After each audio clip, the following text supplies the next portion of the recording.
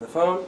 In addition to that, sweepstakes and lottery scams, where scammers call an older adult to tell them that they've won some sort of prize or lottery of some kind, and in order to claim their prize, they need to either pay advance, the taxes on the cash, or to pay for some processing fee, or they're duped into some other way of giving out their personal information, which opens them up to other types of fraud. Another scam that unfortunately is targeting more and more older adults is the quote-unquote "can you hear me" scam, where somebody gets a call and all they hear is somebody saying, "Hello, can you hear me?" and the person says yes.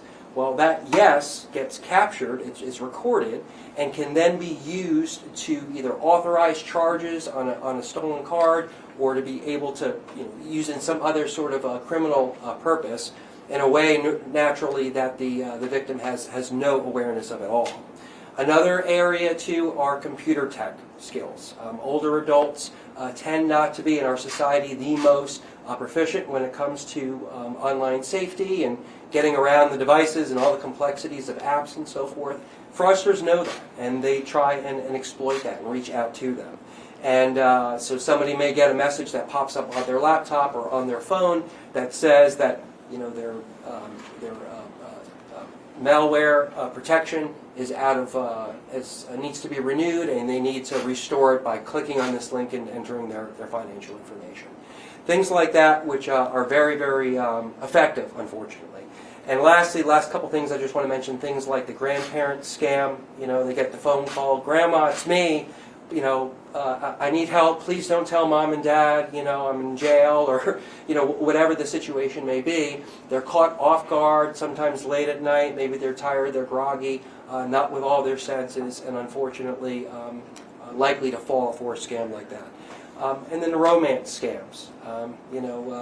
Find yourself as an older adult looking for that what's next with that new someone special, looking online, dipping your toe in the water with some of these apps to find that someone special in your life, and through very clever use of these apps and through social media, fake profiles are created, and they find ways of being able to get you to surrender personal information about yourself that can be then used to commit fraud. Last thing I want to mention before I kick over to Katie at PIRG. We really need to change how we talk about fraud. As the Attorney General will tell you, one of the biggest, perhaps the biggest obstacle that law enforcement faces is people not coming forward and admitting when they've been the victim of fraud. It's embarrassing, it's humiliating, and people are prideful and ashamed, and they don't want to come forward and share that information. And unfortunately, that gives law enforcement less information that could be very valuable, that could allow them to be able to track these people down and do something about it. And so part of that is not only folks coming forward, but us letting them know that it's okay. And we need to stop saying, "Oh, that person got duped," or "that person got scammed." And instead we need to find better, more empathetic ways of talking about these victims in a way that will encourage them to come forward, realizing that their loss can be somebody else's gain in society in terms of these fraudsters being caught and prosecuted. So thank you so much for the opportunity to be here, and we look forward to continuing to work with you. Good morning, and thanks so much to Attorney General Stein and AARP for your remarks and for joining us to raise awareness this Consumer Protection Week. As Mike said, my name is Katie Craig. I'm the State Director with the North Carolina Public Interest Research Group, or NCPIRG, and we're a nonpartisan statewide organization working to protect consumers and public health as well as a variety of other issues. I'm excited to be here today to kick off Consumer Protection Week because, frankly, it's really tough to be a consumer today. It can be a solid part-time job keeping up with the latest and taking care of yourself. And it feels often like as soon as we figure out how to handle one type of problem or threat, new ones can emerge, whether it's robocalls now turning to robo-text, or new scams that creep up on us, from toys spying on our kids to medical providers illegally hitting us with different surprise bills and more. And as technology and bureaucracy gets more complex, the threats facing consumers seem to be increasing.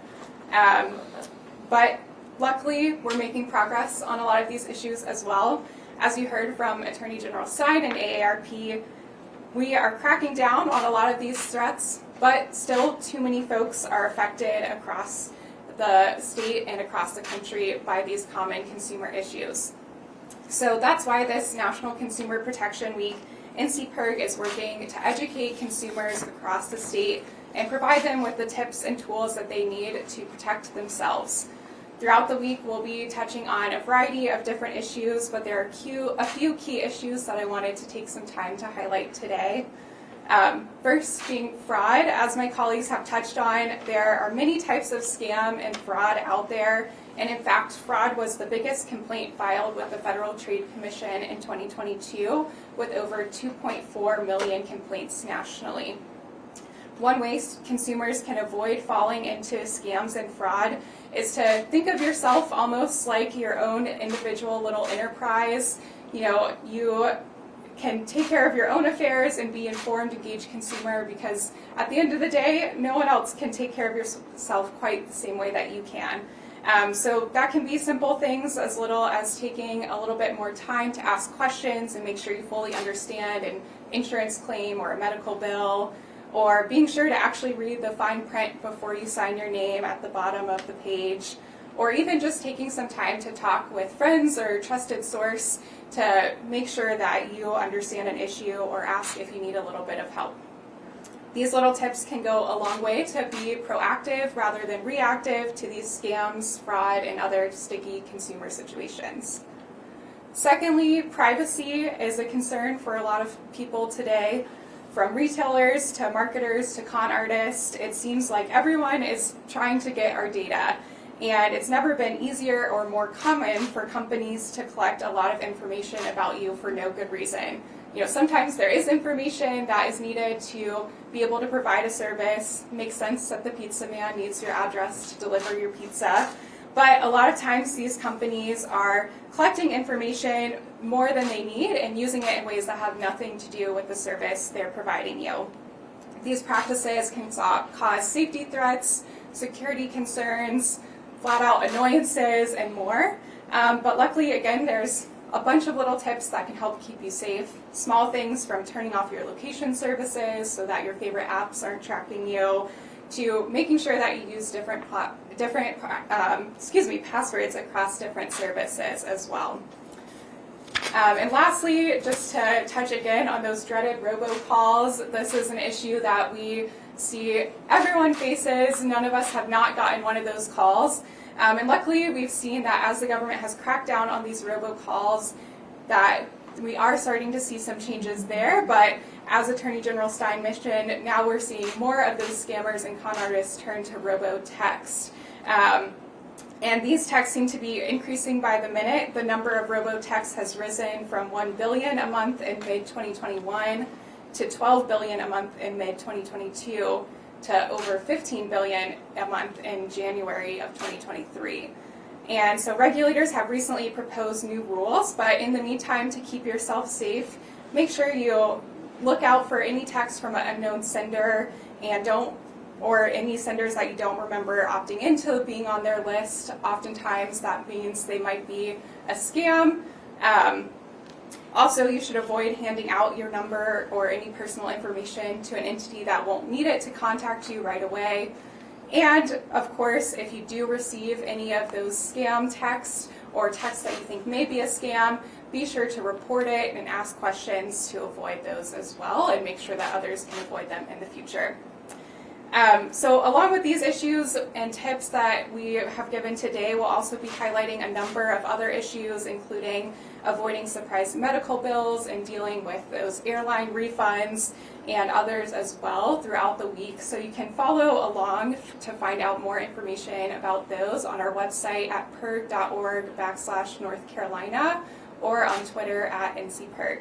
And again, thank you so much to Attorney General Stein and AARP for joining us today and for all the work that they do to help protect consumers all year long. Thank you so much. Thank you both for your excellent comments and, more importantly, for the work that both you and your organizations do on behalf of people in North Carolina every day. We would be happy to take questions. Just tell me who you would like to address it, and we'll go from there. Yes, sir. Joseph Holloway, CBS 17. Couple of questions. First of all, obviously we talked about how older people are very susceptible to this and veterans, but are there any scams that maybe young people, such as millennials, Gen Z, that they need to know about? Yeah, we see a lot of issues around credit. People who are young, they're just starting the professional world, they're starting to deal with how do I pay my bills, and so there are a lot of offers that are made by credit cards that in the big print sounds incredibly positive and attractive, but when you read the asterisks in the little print, there are all kinds of problems. It may be high interest rates, it may be very large late fees, and so credit is definitely something we see as an issue with young people, and I'll see if either of you want to take that as well. One other issue that we've highlighted that I think impacts a lot of young people is the rise of peer-to-peer payment apps and scams on those. So whether it's Venmo, Cash App, I'm 25, I don't know anyone my age who doesn't have those platforms, but scams on those have been increasingly popular. And those platforms don't have all the same regulations that your bank might have. So if you are a victim of fraud or lose money on those apps, then it's harder to reach customer service or have those be dealt with. And so we've definitely seen that as an issue that's affected young people across the state too.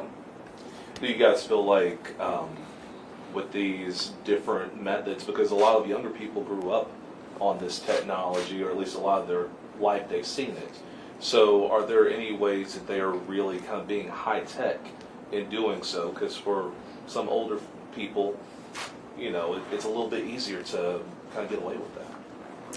Yeah, I don't know if either of you have anything to add to that, but I think we are seeing that across the board, these scams have become more sophisticated.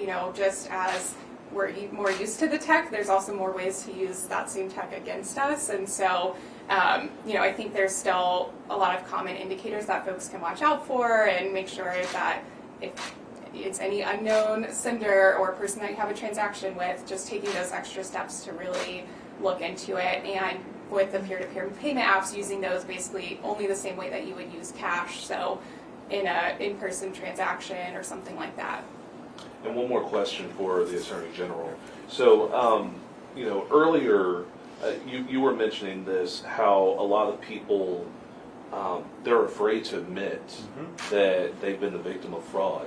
So for your office, how do you work to make people know that it's okay, that it's happening to a lot of people? Yeah, it does happen to a lot of people. We estimate that just a very small percentage of people who are victimized by any type specific fraud ever let us or the FTC know about that. So if we're getting 1,000 complaints about something, we think that there are tens of thousands, if not hundreds of thousands of folks who've been affected.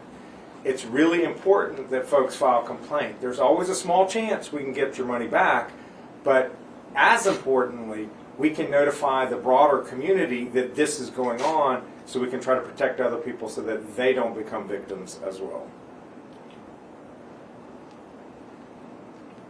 Any other questions? What is the best way to file a complaint?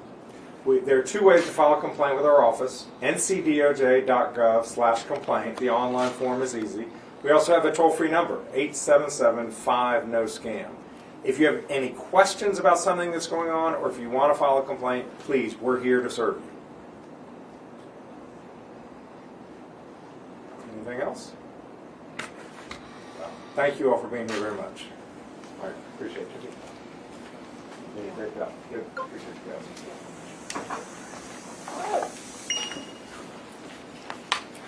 You too, dude. Better than have an empty seat. Yeah, she said that. Appreciate it.